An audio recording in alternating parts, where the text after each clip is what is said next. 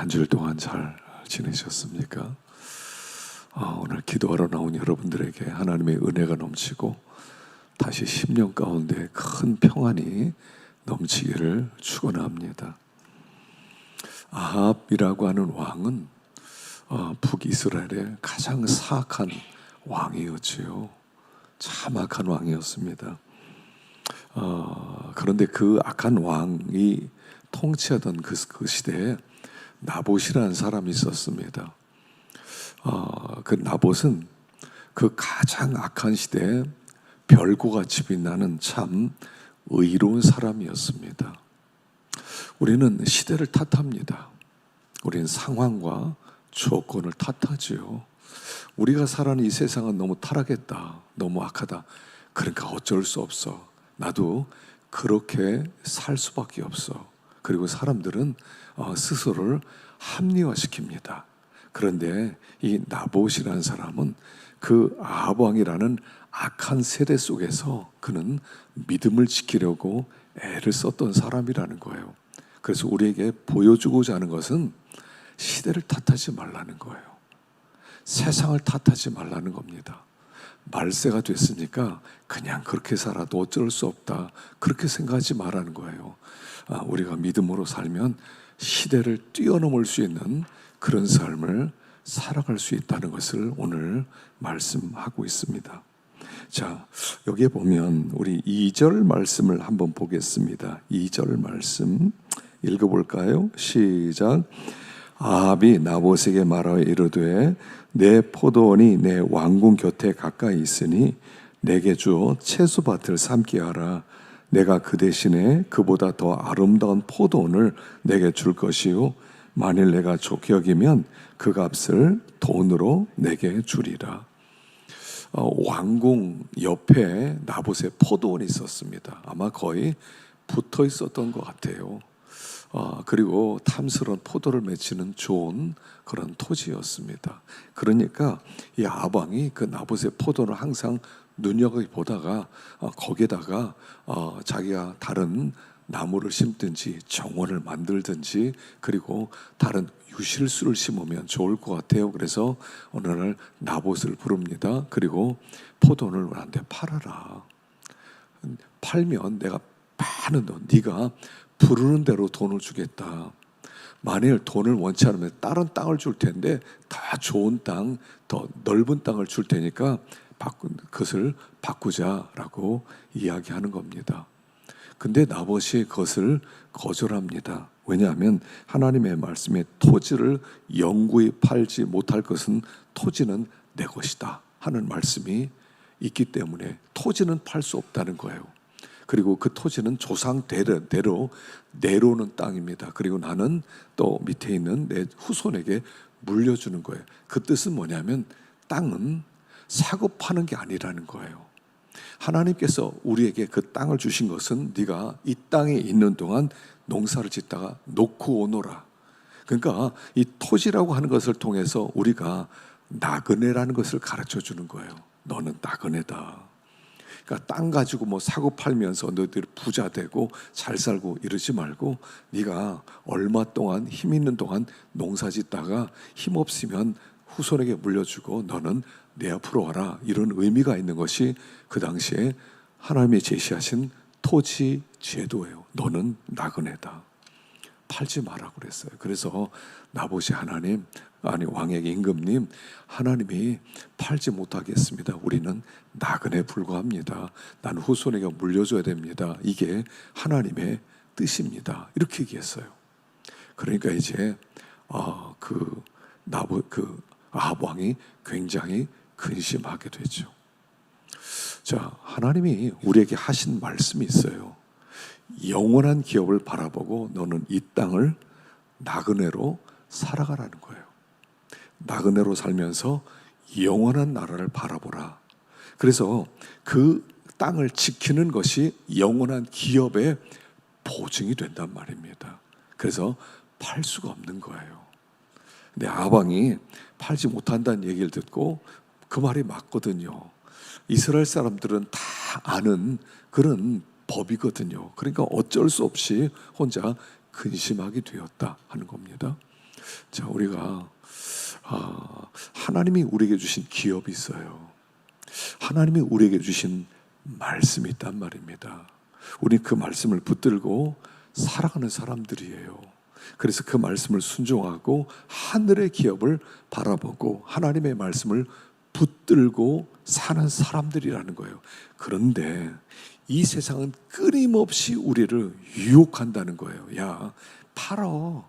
팔면 어때? 더 많은 돈이 있는데 그 땅값의 10배를 줄게. 아니, 원하면 땅값의 100배도 줄 수 있어. 넘겨라. 유혹이 있다는 거예요. 하나님이 우리에게 주신 하늘의 기업이 있는데 자꾸 넘기라는 겁니다. 뭐 말씀이 그렇게 중요하냐? 뭐 그렇게 하늘의 기업이 중요냐? 당장 많은 돈 얼마나 좋으냐? 많은 돈을 네가 가지면 이 땅에서 너는 떵떵거리면서 편안하게 살 수 있어 라고 우리에게 끊임없이 세상은 우리에게 우리가 가진 기업을 내놓으라는 거예요. 사실 우리에게 주신 최고의 기업이 뭡니까? 말씀이 기업인데 그 말씀을 주신 하나님의 기업이라는 거예요. 우리가 말씀을 붙들고 믿음으로 살아가고 순종한다 그런 것은 뭐냐면 우리에게 최고의 기업은 하나님이기 때문에 하나님의 말씀을 내가 귀하게 여기고 말씀을 지켜야 된다라고 하는 뜻이에요. 그래서 우리가 말씀을 붙든다는 것은 뭐냐면 하나님을 붙들었다는 뜻이에요. 계속 세상의 시험은 뭐냐면 야, 말씀 꼭 그렇게 지켜야 돼. 말씀 내려놔. 말씀 내려놓더라도 너 얼마든지 있지 이 땅에서 잘 살 수 있어. 그거 하나만 양보하면 너는 지금 아주 천재 이루의 기회야. 한 번만 네가 한 번만 양보하면 한 번만 눈 감으면 그냥 그 말씀은 잠깐 내려놓으면 너는 어마어마한 부자가 될 수 있어. 너는 백만장자가 될 수 있는 기회야 라고 우리에게 계속적으로 미혹하고 있다는 사실입니다. 우리는 그런 미혹이 많은 세상에서 살아가고 있다는 겁니다. 너희들 그거 포기해.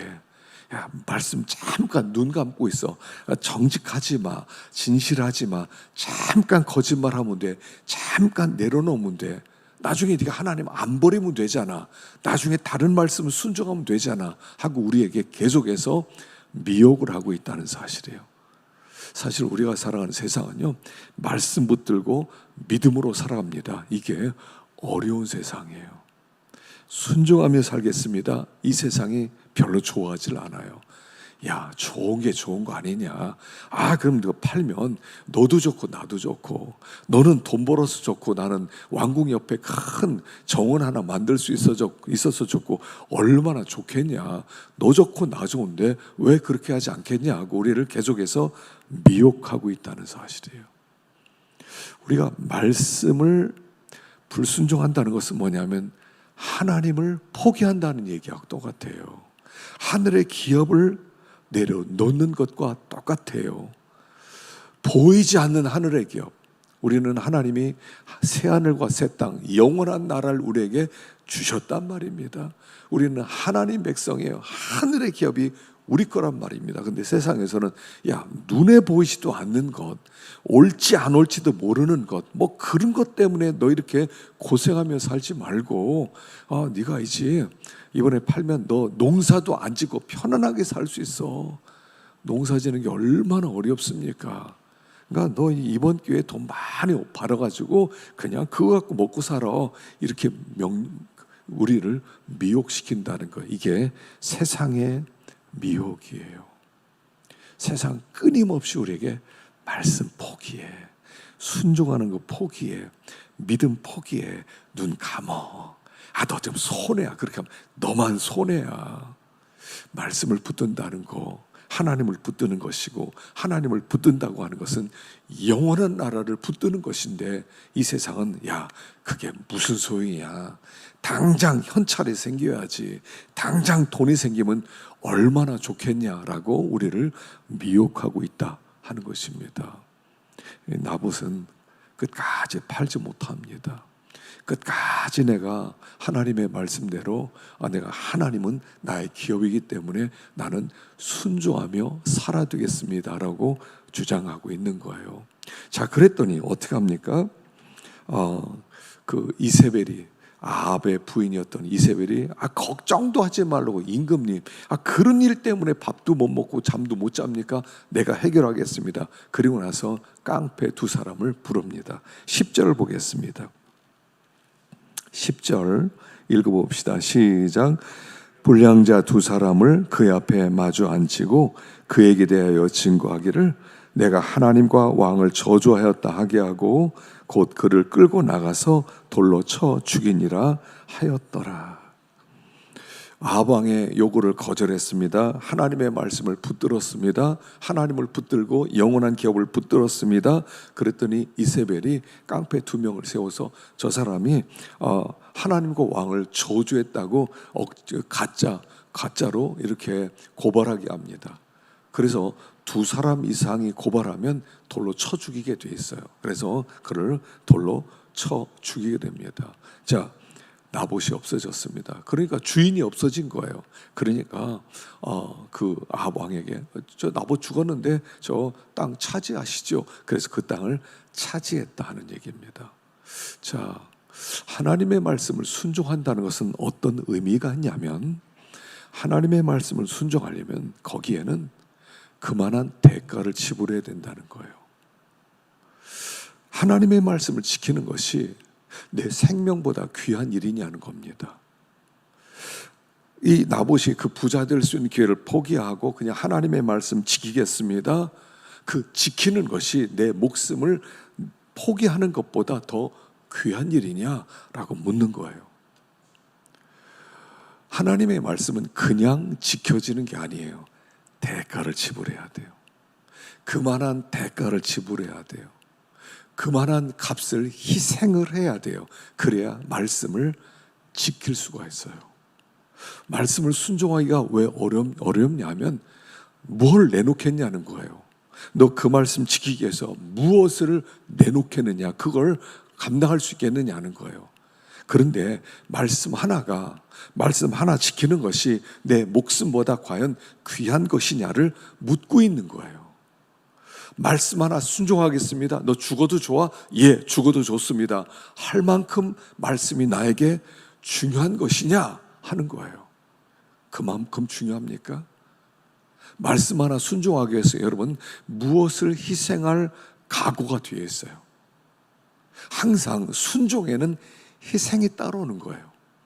아브라함에게 이삭 바쳐라 하는 말씀을 순종하려면 내 자식을 죽일 각오를 해야 되는 거예요.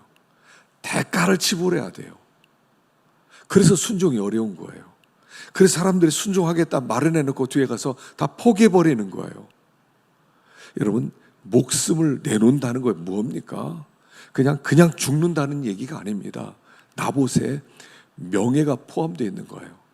자, 나봇이 하나님과 왕을 저주했다고 거짓으로 증거해서 그는 억울하게 죽임을 당합니다. 나봇의 명예가 걸렸어요. 자존심이 걸려 있어요. 아니, 이 저주했다 그래 사람들은 다 그렇게 알고 있을 거 아닙니까? 저 나봇이 말이야 하나님 저주했대. 그리고 죽었어요. 변명할 기회가 없었어요. 얼마나 억울해요.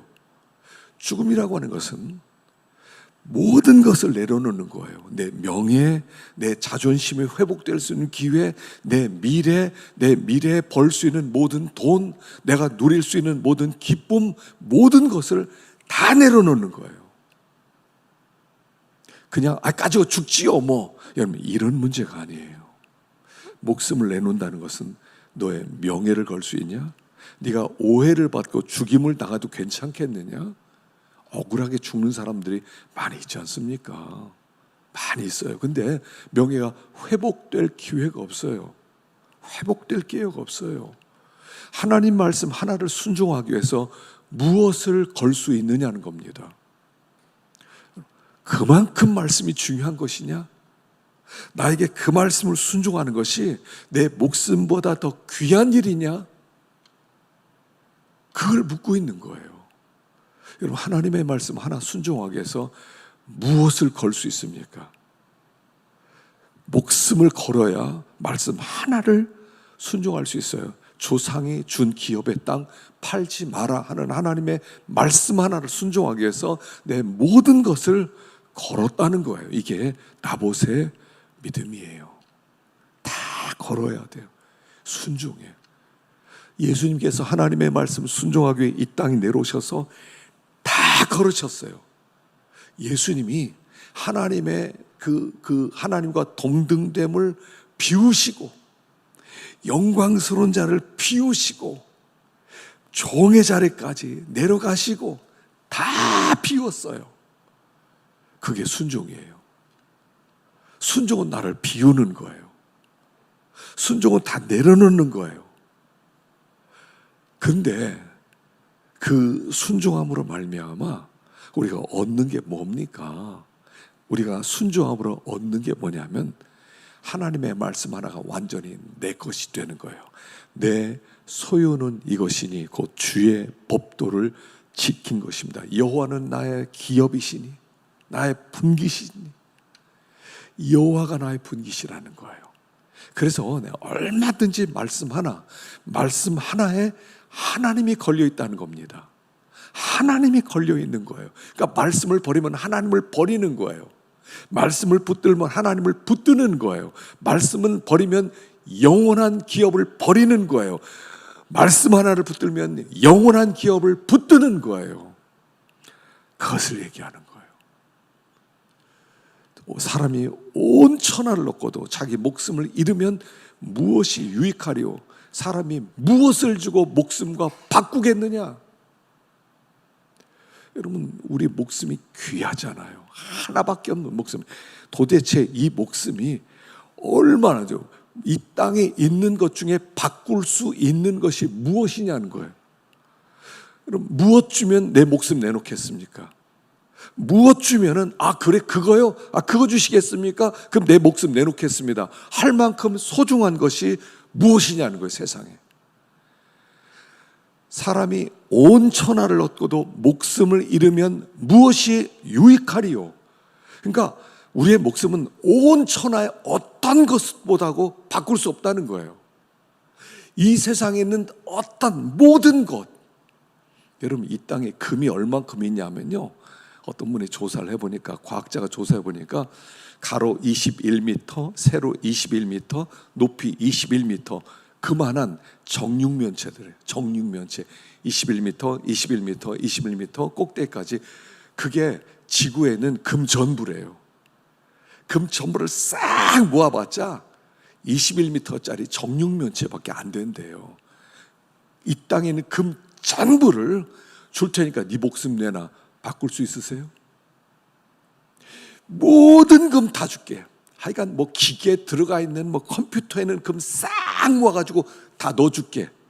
다 넣어줄 테니까 자, 목숨 내놔. 바꾸실랍니까? 이 한반도에 땅만한 그런 땅을 너에게 줄게. 목숨 내놔. 바꾸시겠어요?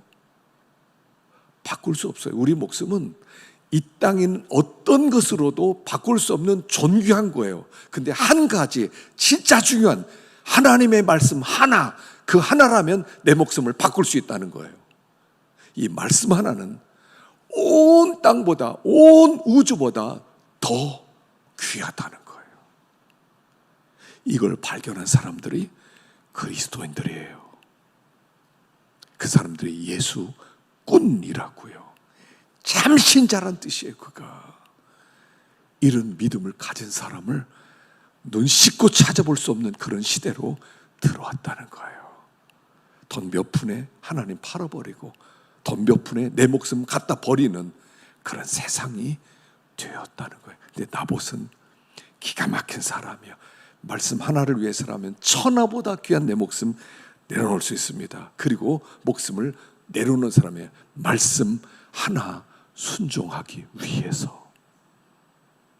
이 말씀 하나만 순종하고 붙들면 이 목숨 다 내놓더라고요. 다 하나님이 돌려주시게 돼 있는 거예요. 그래서 한 말씀 순종하기 위해서는 내 목숨도 귀하지 않다. 그러니까 온 천하를 준다 하더라도 우리는 목숨을 바꿀 수 없다. 모든 명예를 준다 하더라도 목숨은 바꿀 수 없다. 그러나 한 말씀 순종할 수 있다면 내 목숨 내려놓을 수 있다. 그 사람이 가치관이 바뀐 그리스도인이다 라고 얘기하는 거예요. 자, 그랬더니 이세벨이 아방이 나봇 죽었습니다, 땅 차지하세요. 그러니까 막 좋아가지고 이 아방이 차지합니다. 16절 봅시다. 16절 시작. 아합은 나봇이 죽었다함을 듣고 곧 일어나 이스라엘 사람 나봇의 포도원을 차지하러 그곳에 내려갔더라. 나봇 죽었다는 말을 듣습니다. 왜 죽었는지 묻지도 않습니다. 그리고 그냥 죽었다는 말만 듣고 죽었어? 그럼 그 땅 내 땅이네 하고 그 땅 차지하기 위해서 내려갔단 말입니다. 아합은 양심이 화인 맞은 사람이에요. 분명히 무슨 일이 있는 걸 알 거예요. 모르겠어요. 내가 그렇게 기뻐했는데 이세벨 부인이 걱정하지 말라고 그 며칠 뒤에 죽었어요. 가져가세요. 무슨 일이 있는지 뻔하지 않겠어요? 근데 그는 물어보지도 않아요. 알아보려고도 하잖아요. 그러면 어떡하냐고, 나 뭐 어떻게 죽었냐고 물어보지도 않아요. 일부러 죽인 거 아니냐 물어보지도 않아요. 그냥 땅 있는 것 때문에 기뻐해요. 이런 사람을 양심이 화인 맞은 사람이다라고 얘기하는 거예요. 양심이 화인 맞은 사람이에요. 감각이 무뎌졌단 말입니다. 양심에 찔림이 없었단 말입니다. 신앙생활은요, 양심이 괴로워야 되거든요. 양심이 아파야 되거든요. 좀 잘못하면, 무슨 일이 생기면 그때 괴로워야 되거든요.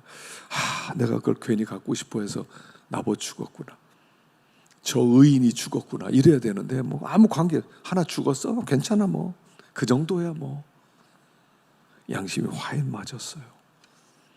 여러분, 욕심이 들어오면 양심은 화인 맞게 돼 있어요. 욕심이 잉태한 즉 죄를 낳고 죄가 장성한 즉 사망을 낳으리라. 양심이 죽으면 죽는다는 거예요. 양심이 나예요. 하나님 앞에 자기를 점검해 봐야죠. 욕심을 부렸구나. 여러분, 욕심이 들어오잖아요. 그 양심을 버리게 돼 있어요. 욕심을 하나 이루기 위해서, 욕심이란 강력한 욕망이에요. 강력한 힘이에요. 엄청난 힘이에요. 이 욕심이라는 것은 강력한 힘이라고요. 그리고 그 욕심을 내가 어떻게든 성취해야 되겠다 그러면 모든 걸 버려야 돼요. 성령을 근심시키고 양심을 버리고, 그리고 나서 그냥 그거 하나만 차지하기 위해서 그냥 달려가는 거예요. 돈에 대한 욕심이 생기면 그때부터 아무것도 안 보여요. 아무것도 안 들려요. 그냥 독하게만 먹어야 됩니다. 돈 벌려면요, 여러분 절대로 그렇게 하나님 앞에 뭐 드려야 됩니다, 뭐 봉사해야 됩니다, 섬겨야 됩니다, 나눠줘야 됩니다, 들으면 안 돼요. 절대로 듣지 마세요. 모아야 돼. 그냥 기를 쓰고 모아야지. 욕심 들으면 그때부터는 다른 것은 다 마비가 돼요. 욕심 이루기 위해서는 다 마비가 되게 돼 있어요. 양심이 화인 맞은 거예요. 이 사람이 소망이 없어요. 양심 화인 맞은 사람에게 하나님은 기대할 게 없어요. 뭐 양심 화인 맞은 사람에게 말씀을 좀 뭐합니까? 뭐 순종하겠습니까? 뭐 따라가겠습니까? 양심 화인 맞은 사람은 아무 소리도 안 들려요. 내가 원하는 걸 난 얻어야 돼, 이거밖에 없는 거예요. 자, 근데요, 여기 신비한 게 있어요. 자, 그 27절 보십시다. 27절 시작. 아합이 모든 말씀을 들을 때 그의 옷을 찢고 굵은 배로 몸을 동이고 금식하고 굵은 배에 누우며 똘이 풀이 주고 다니더라. 29절 시작. 아합이 내 앞에서 겸비함을 내가 보느냐? 그가 내 앞에서 겸비함으로 내가 재앙을 저의 시대는 내리지 아니하고 그 아들의 시대에야 그의 집에 재앙을 내리리라 하셨더라. 아합에게 엘리사가 찾아가지고, 엘리야가 찾아갔습니다. 엘리야가 찾아가지고 그에게 하나님이 재앙을 선포하죠. 이제 네가 너의 피를 개들이 핥아먹고 그 뼈도 못 추리게 할 거야. 공중의 새가 뜯어먹을 거다. 그렇게 이야기를 듣고 나니까 그때 그거 어떻게 하냐면, 옷을 찢고 굵은 배로 동이고 금식하고 굵은 배에 누우며 풀이 주고 다니더라. 부스러지고 다니더라. 하나님의 저주를 듣고 정신이 번쩍 났다는 거예요. 정신이 번쩍 났다는 거예요. 그리고 회개하는 마음으로 불에 팍 주어서 큰일 났구나 이러고 다녔다는 거예요. 그랬더니 하나님이 뭐라고 하세요? 아합이 내 앞에서 겸비함을 보느냐. 이 겸비하다는 단어, 그가 내 앞에서 겸비함으로 내가 재앙을 저의 시대에 내리지 않고 아들의 시대에 내리겠다 이렇게 얘기를 해요. 자, 겸비했더니 하나님이 이 악한 이 아합 왕 정말 얼마나 악했습니까? 이 악한 왕을 하나님이 기회를 한 번 더 주겠다는 거예요. 이게 회개 능력이고 회개 신비예요. 회개 신비예요. 근데 회개한다는 게 뭐냐면 겸비하다는 거예요. 겸비하다. 겸비하다는 이 문자의 뜻은 뭐냐면 새가 날개를 접다 이런 뜻이에요. 새가 날개를 접다. 새가 날개를 접는다는 게 뭡니까? 새가 날개를 접는다는 것은 항복한다는 뜻이에요. 아합이 그동안 날개를 펴면서 그냥 마음껏 원하는 대로 돌아다녔어요. 하나님을 반역해서 그냥 다니고 그냥 하나님께 돌아오지 않고 돌아다녔어요. 그런데 이 재앙의 말을 듣고 날개를 처음으로 접었어요. 그리고 하나님 앞에 자기를 굴복시켰다는 겁니다. 이게 회개예요. 회개는 날개를 접는 거예요. 날개를 접으십시오. 날개 펴서 내 마음대로 하고 싶은 대로 원하는 거 마음대로 쏟아내는 게 아니라 그런 상태에서 날개를 펴서 주인 앞에 겸손하게 서 있는 상태예요. 독수리가 막 날개를 펴고 창공을 향해서 막 날아다니다가 그리고 나서 어느 순간에 날개를 접고 앉아 있는 거예요. 내 힘을 내려놓는 거죠. 하나님 앞에 항복을 표시하는 거예요. 그랬더니 하나님께서 아합이 변했네. 여러분, 겸손이란, 겸비함이란 변하는 거예요. 각성이 일어나는 거예요. 하나님 앞에 내 힘을 꺾는 거예요.